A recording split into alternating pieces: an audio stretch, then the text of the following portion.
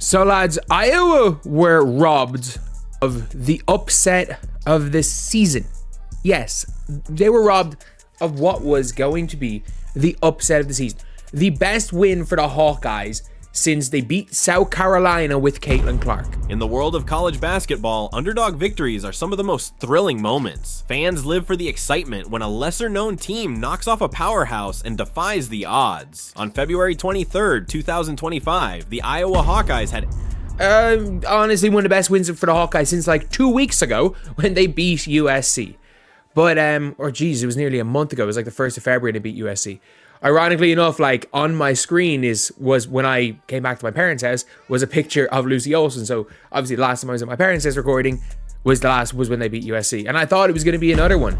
Everything in place for an incredible upset against the number 3 ranked UCLA Bruins in a high-stakes NCAA women's basketball matchup. With a game full of intensity and back-and-forth action, Iowa held a 12-point lead in the second half and was seconds away from pulling off a historic win. But in the final moments of the game, controversial officiating decisions completely changed the outcome, leaving Iowa's chance for a monumental upset slipping away. Coach Close said that you guys are probably one of the most purposeful, one of the toughest teams that they've seen all year.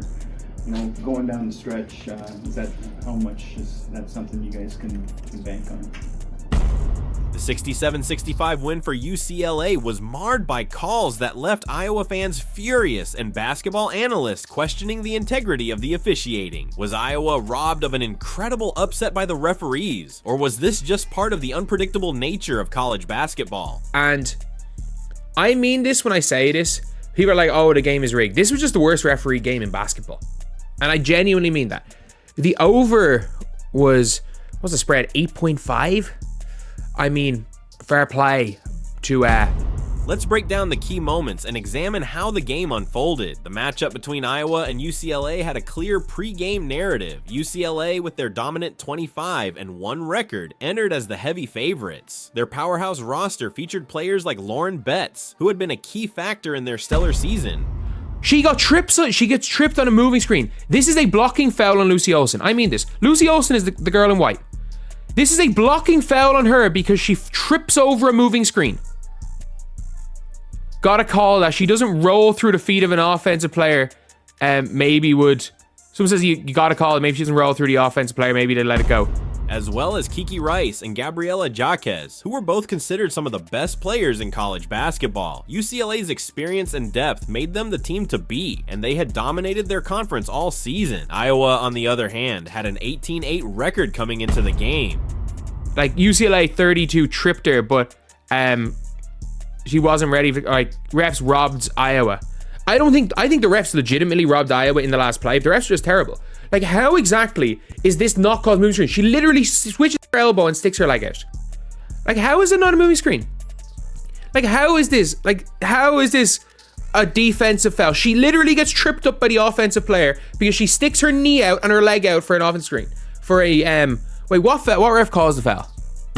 They were not ranked in the top 25, and many pundits believed they would struggle against a team of UCLA's caliber. However, Iowa was known for their resilience and had shown flashes of brilliance throughout the season. With players like Lucy Olsen and Addison O'Grady, Iowa had the tools to make it a competitive game, but no one expected them to challenge UCLA's dominance, let alone beat them. From the tip-off, Iowa was determined to make this game more than just a routine win for UCLA. Their defense was tight. She's the one who can see the angle. She's the one who can see the leg out. I was almost blaming the ref on the halfway line.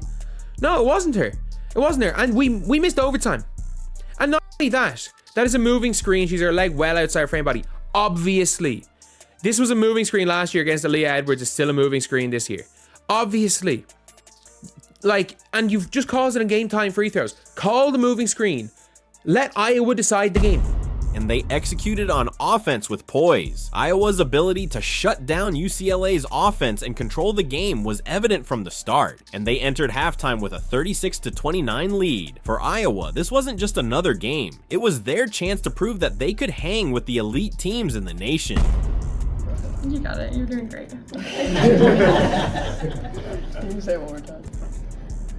Just the toughness of this team, purposefulness of this team. I mean, obviously you guys are close. In our prep this week, we really wanted to switch it up on them and throw a couple different looks at them, which I thought that we did really well. We went some zone, we went some press, we went some man, and I really think that kind of threw them off their game a little bit. I just think we have so many different pieces and so many kind of tools in the bag that people haven't really seen yet, and that we're getting better at each and every time, so it's just going to be a matter of how often we can practice and work on that. The second half began with UCLA trying to regain their composure. Lauren Betts and Kiki Rice led the charge for UCLA as they began to close the gap. By the third quarter, UCLA had tied the game at 50-50 thanks to a series of successful plays and defensive stops. As the game entered the final quarter, the two teams were locked in a fierce battle. Iowa continued to hang tough, and the crowd could feel the tension building. With less than 30 seconds left in the game, the score was tied at 65-65, and Iowa had the ball. Lucy Olsen, Iowa's standout player, drove to the basket while being fouled by a UCLA defender. She was awarded 3 free throws with the chance to give Iowa the lead with a perfect shooting performance. Olsen made all 3 free throws, giving Iowa a 65-62 lead and sending their fans into a frenzy. It was a historic moment for the Hawkeyes. I know it's like, oh, maybe we don't want to decide the game, so we can't call that foul. It's like, oh, I mean, she tripped her up, so we kind of have to call it as a blocking foul. Now it's like, one, if you're not going to call moving screens, you don't want to decide the game, then you've just screwed it. Blow a late whistle. And I mean that, like, if you've watched any Unrivaled, are doing it. It's in FIBA basketball. They're like pushing late whistles, as in, with only 6.8 seconds remaining, they had the lead and appeared to have pulled off the unthinkable upset. But then, the final controversial call occurred. The controversial calls. With seconds remaining, UCLA got the ball back, and on their final possession, a controversial foul was called on Iowa's Sydney Folter as Alina Arnisalo drove to the basket. Iowa's defense seemed set, and replays suggested Arnisalo may have initiated the contact by pushing off. The call, met with boos from the Iowa crowd, appeared dubious, leaving fans questioning the decision. Despite the controversy, Arnisalo made both free throws, giving UCLA a 67-65 lead. With tripped by the person setting the screen, she gets called for the foul, lose the game by 2 free throws, horrendous officiating. There's about 3 seconds left when this happens. Like, blocking foul on Olsen. She literally gets tripped up. First of all, she gets hit with an elbow. That's a moving screen. And she gets tripped up. No timeouts, Iowa had little chance to respond, and the game ended with UCLA narrowly escaping victory. The questionable officiating completely shifted the momentum, undermining Iowa's solid performance and leaving their hard-fought game tainted by the referees' decisions. The impact of the calls. To truly grasp the significance of these calls, we need to examine the statistics and how they reflect Iowa's performance. 100% a foul. Obviously, if Lucy Olsen dived on the floor, it is not only a blocking foul, it is an unsportsmanlike foul. She trips over her own feet, it's a normal foul. Heading into the final moments, Iowa had shot 47% from the field, a solid percentage against a team of UCLA's caliber. They had also done well to limit UCLA's offensive rebounds, holding a 37-28 advantage on the boards. Iowa had been efficient at the free throw line, hitting 80% of their attempts. They had executed their game plan almost perfectly, playing with physicality and discipline while shutting down UCLA's offense. However, the final foul call took away Iowa's chance to extend their lead. Refs all win this game. They potentially stole a game-winning shot by an Iowa player, or overtime. What are you doing? Time to check out those refs.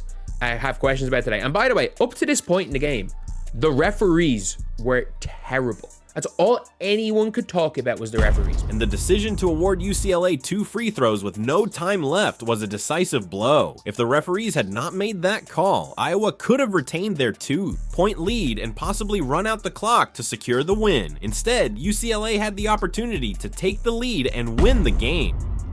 Like, at the end of a refereeing game, if nobody mentions the referees, you've done a good job. You don't need constant praise. Don't make the game about you. Your job is to facilitate the game of basketball, not ruin the game of basketball.